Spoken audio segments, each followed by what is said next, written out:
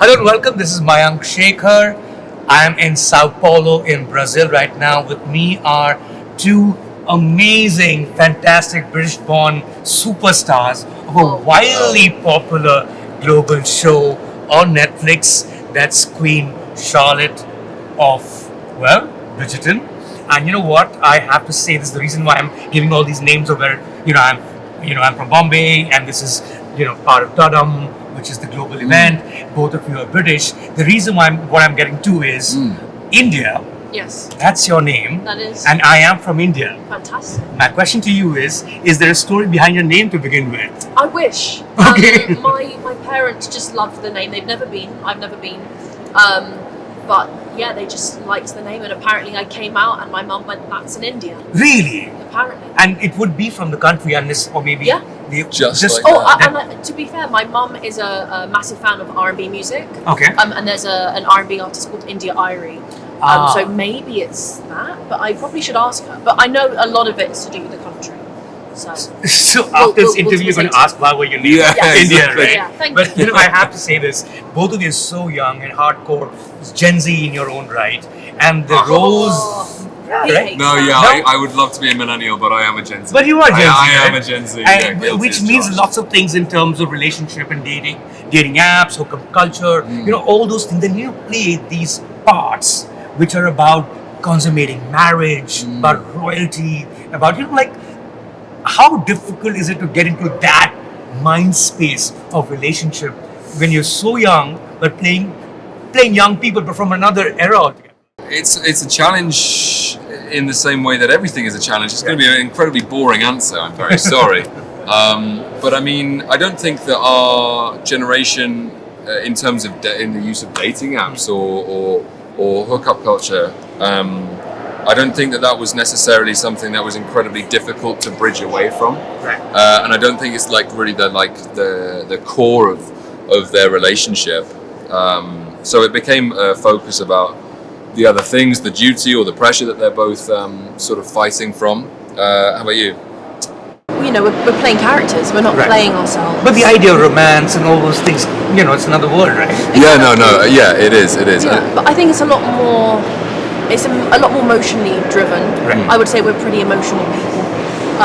In like a good We're way. actors, you should be. Yeah, Exactly. So it's about exploring love and what that means, and love is not one straight road. It can look like a multitude of different things. So this is just one expression, but it's quite refreshing to play two characters that don't have phones, or Yes. wanting each other for any kind of maybe some hype. But Social media clout. do you know what I mean? Like there's no pretenses. There's no it's nothing superficial. It's all very real.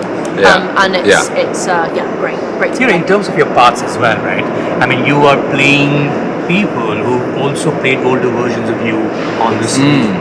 And as actors, there's one who you are, there's the character that you play, then there is an older version of the character that already exists. Yeah. How difficult or how mindful were you of the fact that you need to be a little like those old people because you are the younger version of those people rather than only the characters that you were playing?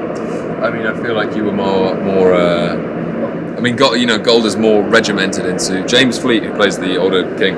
Brilliant actor, but Golda is undoubtedly more part of the furniture. Did you have to notice Golda in a huge way to just get her right in terms of how you would be if she was younger? Not at all, actually. I probably, subconsciously have taken a lot of her mannerisms and just her way of working in, because, I'm watching her in Bridgerton as a fan and going, wow, she's great. And then as an actor, I'm like, wow, she's great. But our creative team really didn't want me to emulate any of her performance. It was very much kind of my own undertaking of this character. And I think the through line is through the writing and Shonda's excellence. And it's been great. And Golda's fantastic. And, what shoes to fill or to attempt to fill. I feel very, You very do. lucky.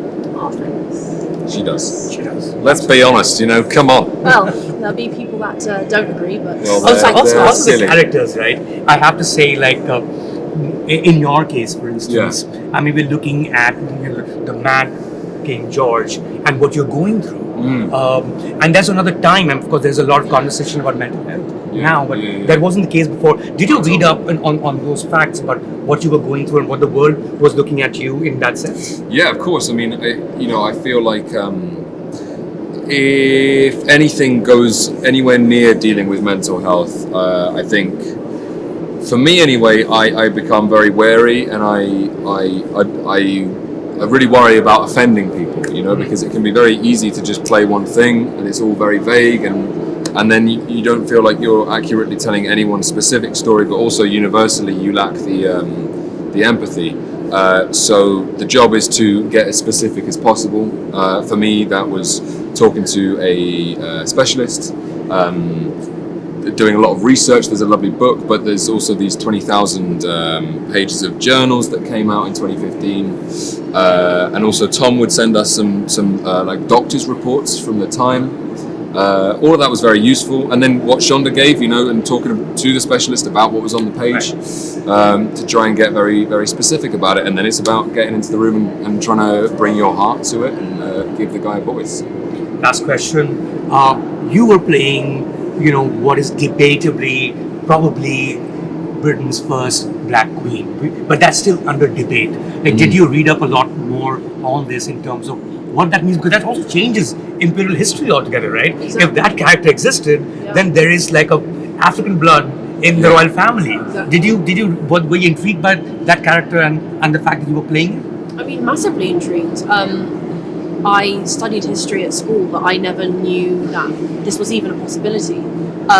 However, it's not surprising to me that, again, black stories and black people have been erased from history. It's a very common thread that we've seen throughout colonialism and, just life.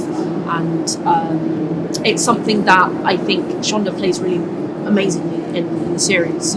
On the question of what if she, so we still don't know. What if she was black, and what happens if she had this African bloodline and, really changed how society ran? And it is not just a woman that has made such kind of monumental moves, and things have still, the things that she has created are still shown and are still current in today's, what we do in society today. Her kind of message and her journey still travels through. So the fact that was not only just a woman but a black woman is something great to explore. And again, as I said, so many stories have been eradicated from lots of different backgrounds and different areas. Why not empower people and let them know that they did exist? There were black kings and queens and princesses and princes throughout history. So what a way to kind of honour them and to explore that. India, you've been fabulous. You've been fabulous. I hope you have an India experience as well. Yes, yeah. Someday. Have you guys been? I've never been. I've never You been. need to, It's for sure now. Yeah, she definitely needs to. I have to go. You have to, you don't have a choice. Thank you very much. Lovely meeting you. Thank you. It's so lovely to meet you. Take Cheers. care. Take care. Subscribe to Midday India.